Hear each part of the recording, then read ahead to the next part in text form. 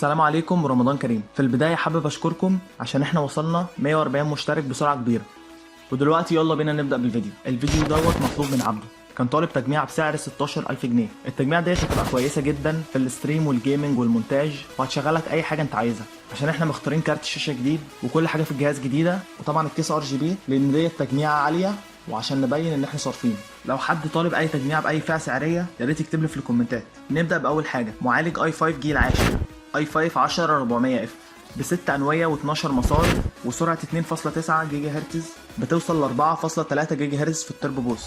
كان ممكن اختار حاجه زي رايزن 3 3600، بس انا لقيت ان الاي 5 اداؤه احسن وسعره احسن، وفي النهايه اي مستخدم بيدور على الاداء، وهو دوت اللي انت هتاخده من التجميعه ديت. هتدي لك احسن اداء بسعر 16000. سعر معالج الاي 5 2300 جنيه. تاني حاجه بورد H410M، بورده كويسه وبتدعم معالجات الجيل العاشر.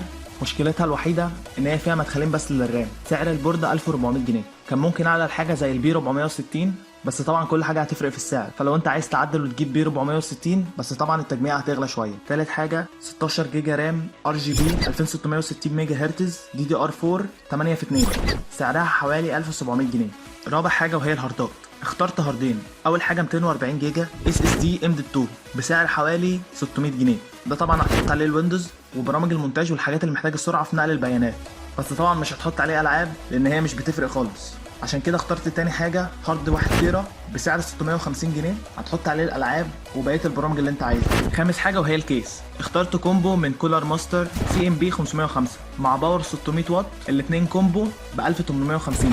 الباور طبعا 600 واط عشان يستحمل الكارت اللي هقوله لك دلوقتي، وفي نفس الوقت الكيسه شكلها حلو وRGB، وطبعا هتبين ان هي تجميع غاليه. اخر حاجه بقى وهي كارت الشاشه، انا اخترت GTX 1660 Ti سعره حوالي 7500 جنيه، ده لو لقيته يعني. هي المشكله الوحيده في التجميعه ان انت ممكن ما تلاقيش الكارت جديد، لو لقيته مستعمل شهر او شهرين مش هيفرق معاك في الاداء، بس طبعا انت بتعمل اختبارات للكارت عشان تتاكد ان هو كويس. طبعا انا دلوقتي مش محتاج اتكلم عن اداء التجميعه. تجميعه بكارت شاشه 1660 Ti مع معالج i5 جيل 10، اداها هيبقى كويس في اي حاجه وهتشغل لك اي لعبه. وبس كده، ده كان فيديو تجميع 16000 جنيه. اتمنى يكون افادك وعجبك. سلام.